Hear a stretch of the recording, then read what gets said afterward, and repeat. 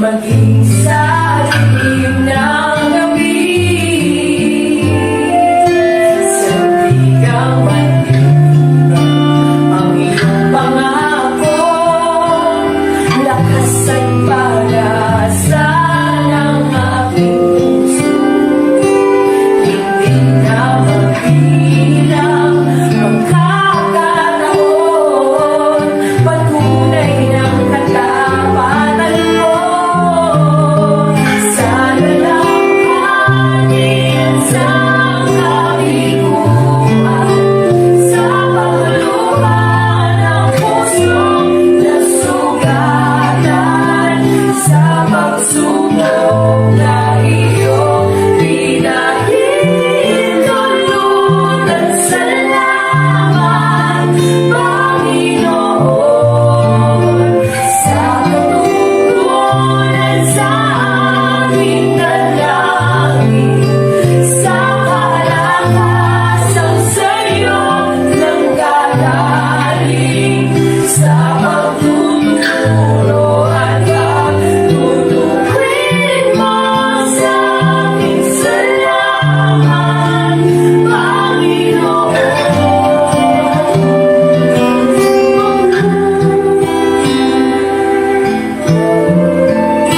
Ikaw ay tapat,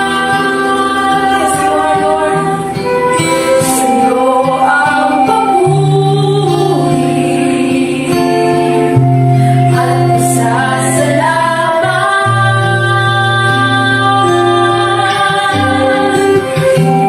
Ikaw ay mapuri, ikaw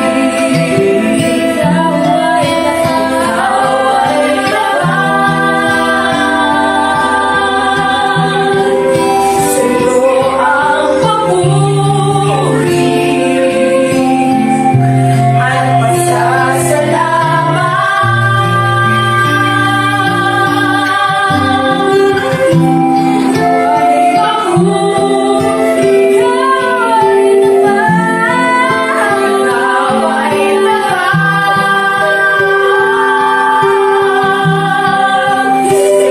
ang papuri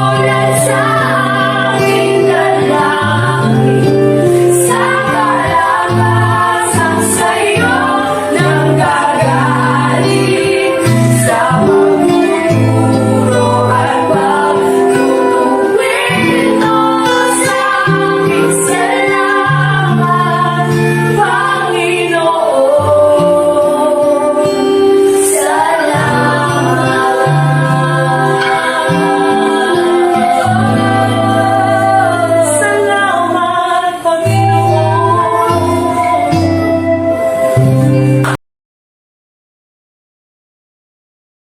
fear at ang trouble or anxiety, ito po ang kanyang kahulugan. Ang fear po ay natural emotion and a survival mechanism when we confront a perceived threat. Kapag ang tao nakakaramdam ng banta, siya po ay natatakot, no?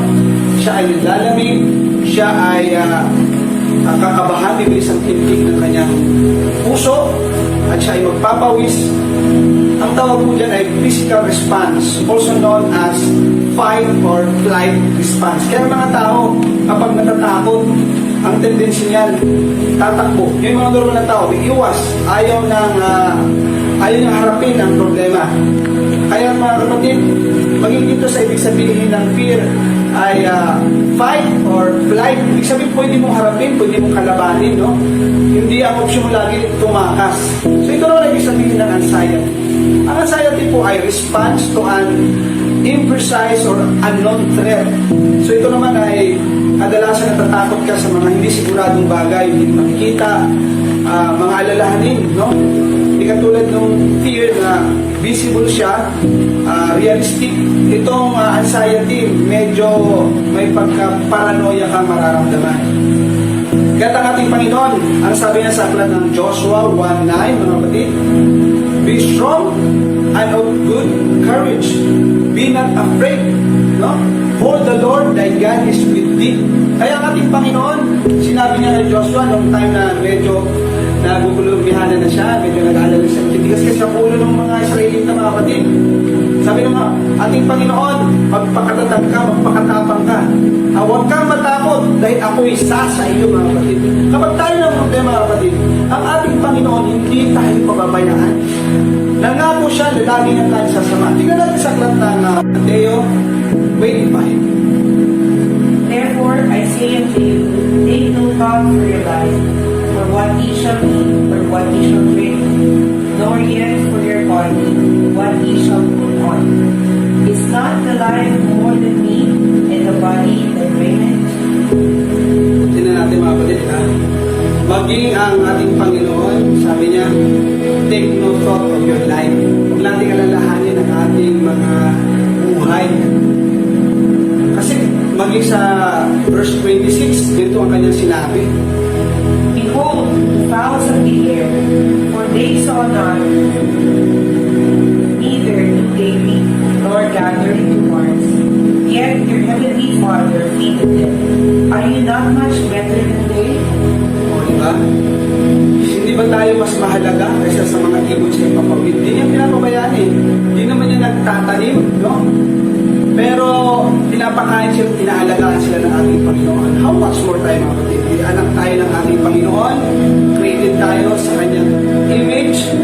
So, huwag tayo mag-alala, no? Yung trouble na yan ay ating huwag pansinin. Tingnan natin yung sinasabi ng verse 27. Which of you by taking thought can add one cubit unto his stature? Tingnan natin, mga kapatid. Maging dito ay sinasabi ng ating Panginoon, kung mag-aalala ka, masusolve ba ang ating problema? Buti sana kung pagka-depress ka o talagang nagmupo ka dyan sa gilid ay biglang maglalabasan ng solusyon sa iyong mga problema. Kaya ang ating Panginoon, lagi niyang sinasabi, huwag tayong mag-aalala. Maging sa verse 28, dito kanyang sinabi. And why take ye thought? For raiment, consider the lilies of the fields, how they grow, they toil not, neither do they spin.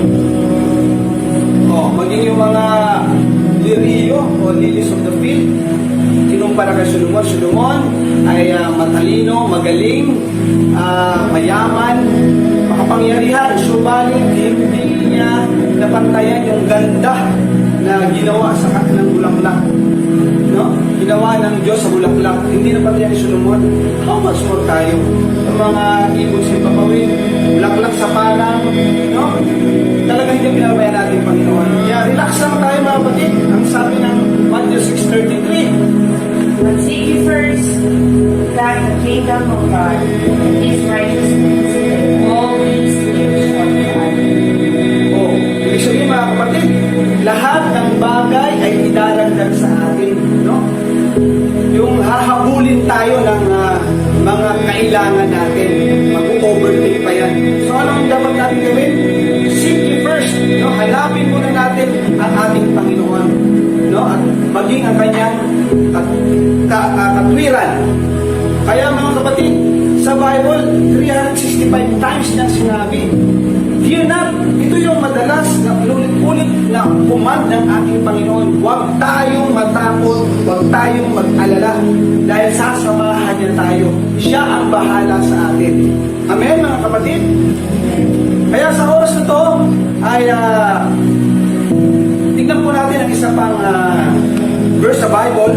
aklat ng Juan.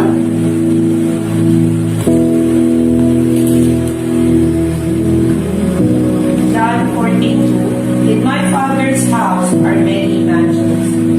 If it were not so, I would have told you. I go to prepare a place for you. O, tingnan mo, kaya ang ating Panginoon, ganun lang sinabi niya, huwag tayong mabalisa, no? Kasi in my Father's house are many mansions, no?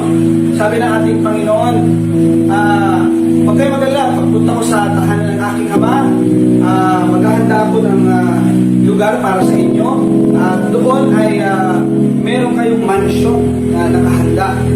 Pansamantala lang itong ating paghihirap dito sa lupa, mga kapatid. Ang Diyos ay may nangako sa atin ng eternal reward. Ito yung tinatawag na Father's house o mansion na sinasabi mo. Ano nga ba ang description nito? No? Itong heavenly place na sinasabi ng Panginoon. Nung tinignan ko ito sa Book of Revelation, sa chapter 7, ito po ang sinasabi, filled with peace, joy, praise, and worship, mga kapatid. Sa chapter 21 ng Revelation, nandito raw po yung tinatawag na precious gemstones. Pati yung kanyang gate ay pearl. At saka yung kanyang street ay made of gold, mga kapatid. So wow, ang ganda ng lugar na yun, mga kapatid. Yung sinasabi ng Panginoon na mansion na lugar na kung saan reward niya sa atin. Maging sa Revelation chapter 22, nandun tinatawag na Tree of Life. Yung Tree of Life, mga kapatid, ay meron siyang 12 fruits, no? Nabubunga siya buwan-buwan. At doon, mga kapatid, sa heavenly place na kung saan nag-aantay sa atin, wala na po doong pain, walang suffering, walang sickness, wala po siya mga diseases. So wala na po dito tayo makaramdam ng lungkot, mga kapatid. Kung tayo ay iiyak, kung tayo ay pupunasan ng ating Panginoon. Maging sa 2 Corinthians 5:1, ang sabi niya, we have a building from God, an eternal house in heaven. Sa Hebrews 10:23, mga kapatid, have faith without wavering, no? For He is faithful that promise. So ang gagawin lang natin, mga kapatid, manampalataya tayo sa ating Panginoon, yung hindi nagbuwi, talagang solid ang ating pananampalataya, mga kapatid. Maging ang ating Panginoon, mayroon siyang kahinaan. Alam mo kung anong kahinaan niya? Kung si Superman ay may tinatawag na kryptonite, ang ating Panginoon, meron din siyang kryptonite. Si Lord po, ang kanyang kryptonite ay ang kanyang mga binitawang pangako, no? Mga promises, at saka yung kanyang written words. Mga kapatid, wala siyang option kundi tuparin yun. Kung anong sinabi niya, nasulat na, naganap niya. Kaya sa Bible, mga kapatid, ang daming mga pangako sa atin, panghawakan lang natin. So ngayon, mga kapatid, 8 ways to overcome anxiety or troubled mind. Number 1, ganito po ang sinasabi ng aklat ng James 4:8. Draw nigh to God, and He will draw nigh to you. Cleanse your heads, ye sinners, and purify your hearts, ye troubled-minded. So ano dapat natin gawin, mga kapatid? Unang-una, para ma-overcome natin ang anxiety, una natin gawin, mga kapatid, number 1, give or surrender your life to Jesus Christ. Isuko natin ang ating buhay. Lumapit tayo sa Panginoon dahil siya lang ang magpo-provide ng ating mga pangailangan. Siya lang yung taong mapagkatiwalaan natin. Siya lang yung taong lahat ng ating pwedeng hanapin ay nasa Kanya. Number 2, ito po ang sinasabi ng Philippians 4:6. Philippians 4:6. Be careful for nothing, but in everything, by prayer and supplication, with thanksgiving, let your requests be made known unto God. So, mga kapatid, ang kailangan natin gawin, manalangin tayo, no? Prayer and supplication. Ano pang pwede? With thanksgiving. Kasi mga kapatid, pag nanalangin tayo, kailangan matuto tayo maging mapagpasalamat. Dulog natin sa ating Panginoon, may pagsamo at may pagpapasalamat. So doon natin ma-overcome yung tinatawag na anxiety. No? Number 3 mga kapatid, sabi na aklat ng Psalms 56:3 hanggang 4. Psalms 56:3-4. What time I am afraid, I will trust in you. In God, I will praise His word. In God, I have put my trust. I will not fear what flesh can do unto me. Oh. Pakalawanan mga kapatid, no? Ang ating dapat na pagtitiwala ilagay natin sa ating Panginoon. Ilagat natin sa ating Panginoon. Ano ba ang pinagkaiba ng belief at saka yung trust? Ang belief ko mga kapatid ay medyo, half-hearted pa. Pwede pang hindi pa talaga all out. Pero pag trust mga kapatid, ibibigay mo talaga yung 100% ng buhay, yung 100% ng pagtitiwala, yung talagang susuko ka sa Panginoon. Totally. Yun ang ibig sabihin ng trust. So Lord, sa iyo po pinapaubaya ang lahat ng mga bagay na ito. Para ma-overcome natin ang tinatawag na anxiety mga kapatid, kailangan magtiwala tayo sa atin. Number 4, on how to overcome anxiety. Base your hope in the promises of God. Ito pang sinasabi ng Luke 1:45. And blessed is she that believe, for they shall be a performance of those things which were told her from the Lord. So mga kapatid, panghawakan natin matibay ang pangako ng ating Panginoon. Yan ang sinabi ko sa iyo kanina, na ang Panginoon ay merong kryptonite. Ito yung kanyang mga promises. Hindi niya bibigyan hindi niya yan babalikin, tutuparin yan. Pag sinabi niya, pagpapalain ka, pagpapalain ka. Pag sinabi niya, sasamahan ka niya, sasamahan ka niya. Pag sinabi niya, siya ang bahala sa iyo, siya ang bahala sa iyo mga kapatid. Maging dito sa aklat ng Proverbs 1:7, ganito pong sinasabi. The fear of the Lord is the beginning of knowledge, but fools despise wisdom and instruction. So, pang-lima mga kapatid, kung paano mo overcome anxiety, kailangan fear God instead. So, dapat, mabuti naman yung takot eh. Dapat yung takot gamitin natin sa Panginoon. Kasi pag natakot ka sa Panginoon, sabi ng Bible, yung nasa kanina na here's the beginning of wisdom. No? Ang karunungan ay makukuha natin mula sa pagkatakot natin sa Panginoon. Maging sa aklat ng Ecclesiastes, ganito ang kanyang sinasabi.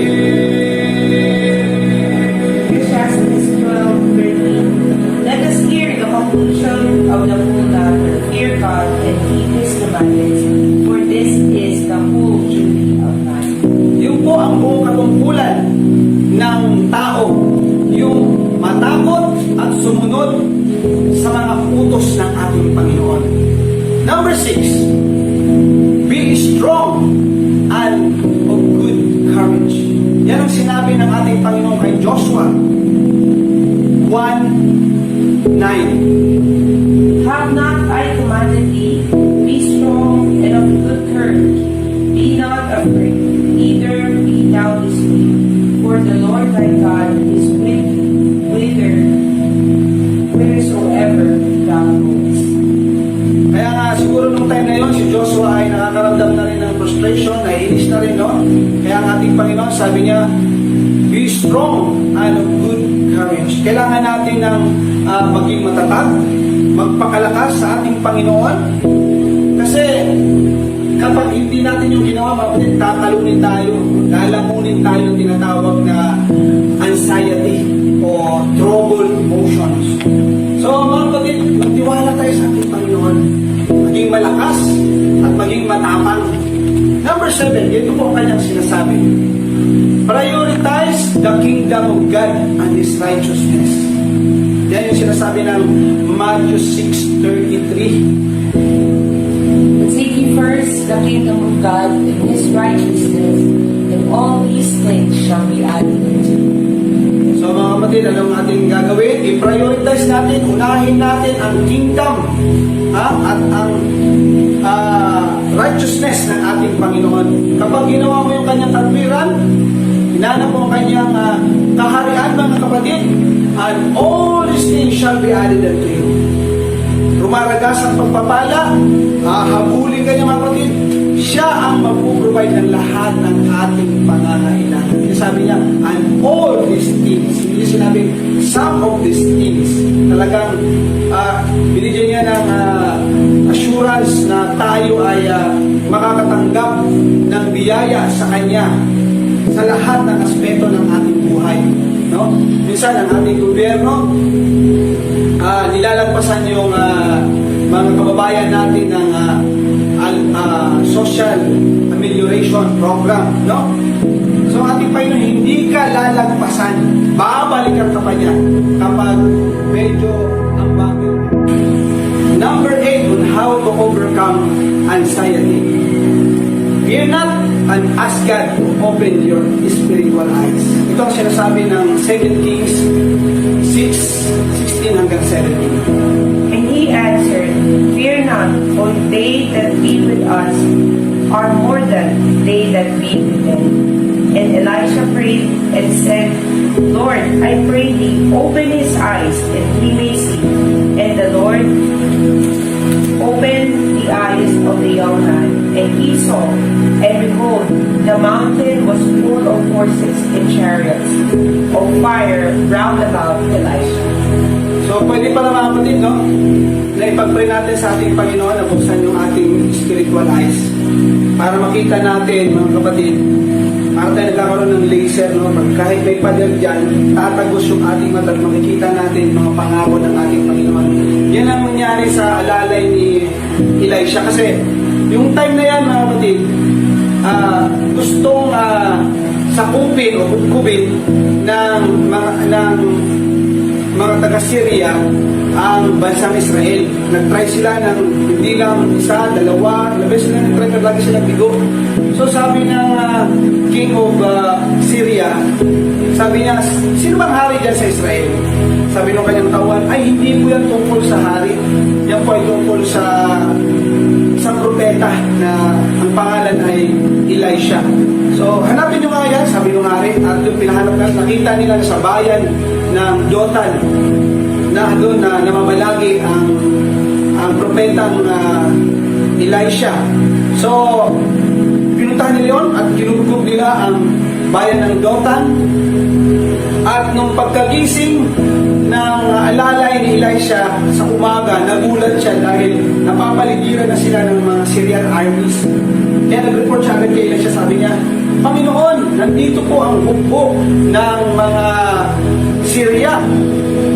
Sabi ng lingkod ng Panginoon Elisha, sabi niya, huwag kang matakot, no? Dahil yung mas marami yung kasama natin kaysa sa kanila. Kaya ang ginawa ni Elisha, pinag-pray niya yung kanyang alalay. Sabi niya, Panginoon, buksan mo ang mata ng batang ito upang makita niya ang iyong kadakilaan. So nang binuksan ng Panginoon yung mata ng alalay ni Elisha, nakita niya doon sa bundok na ang dami-dami mga horses, mga chariot of fire, mga kapatid. So, pwede palang, may posibilidad palang buksan ng ating Panginoon yung ating spiritual eyes. Kaya nga dapat meron tayo tinatawag na eyes of faith. O nakikita natin yung mga bagay na hindi nakikita ng mga ordinary mga tao. Kaya sabi ng Biblia, mga kapatid, faith is the substance of things hoped for, the evidence of things not seen. Baga, meron tayong mga ebidensya na hindi natin nakikita. Tayo, panatag, naniniwala tayo mga kapatid na ang Diyos ipoprovide niya ang ating mga pangailangan. Kaya sa aklat ng Isaiah 43 verse 1 hanggang 2, ito pong sinasabi. But now thus said the Lord that created thee, O Jacob, and he that formed thee, O Israel, fear not, for I have redeemed thee. I have called thee by thy name. Thou art mine. 2. When thou passest through the waters, I will be with thee, and through the rivers, they shall not overflow thee. When thou walkest through the fire, thou shalt not be burned, neither shall the flame kindle upon thee. Grabe no mga kapatid. Kaya sabi niya, fear not. No? I have redeemed thee. Thou art mine. No? Kinubos tayo ng ating Panginoon. Ang sabi ng ating Panginoon, ikaw ay akin. Kapag dumaan ka sa tubig, siya isa sa iyo. Kapag lumusong ka sa ilog, hindi ka malulunod.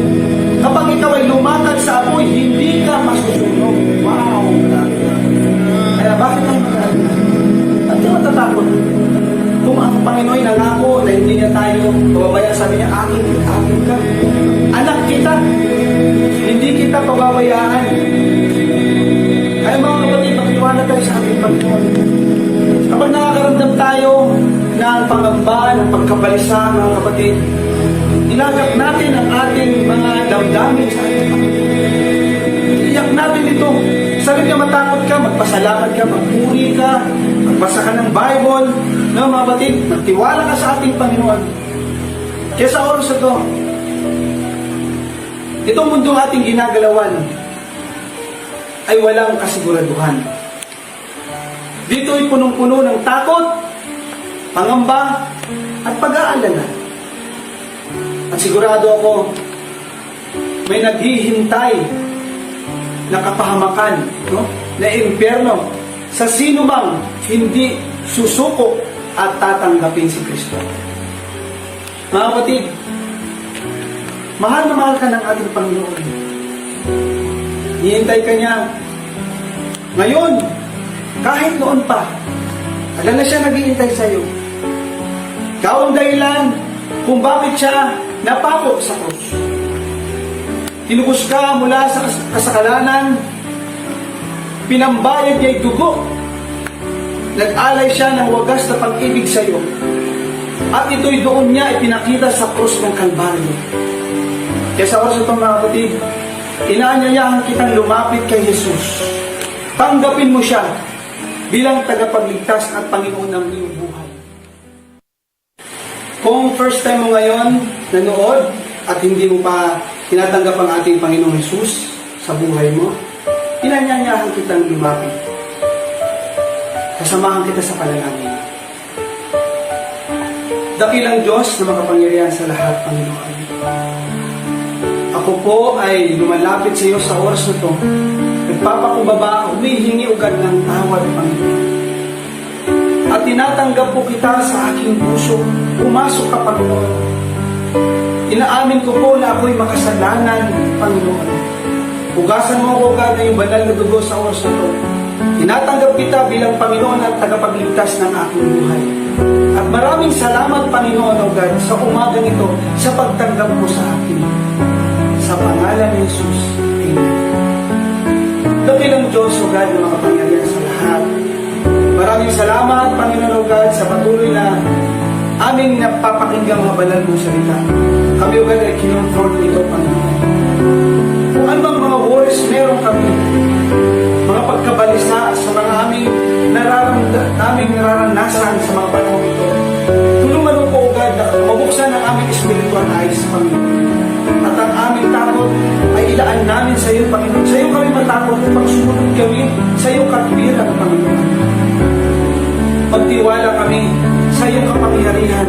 Maraming salamat, O God, sa hapon na kami ay iyong pinalakas, Panginoon. Sa aming mga kapatid, nakakaramdam ng pangamba at takot. Ikaw, O God, ang mag-alis nito ang banal. Comfort mo ang bawat isa, Panginoon. Maraming salamat, Panginoon, O God, sa umaga nito. Muli ka namin tinataas, pinupuri, sinasamba sa pangalan ni Jesus.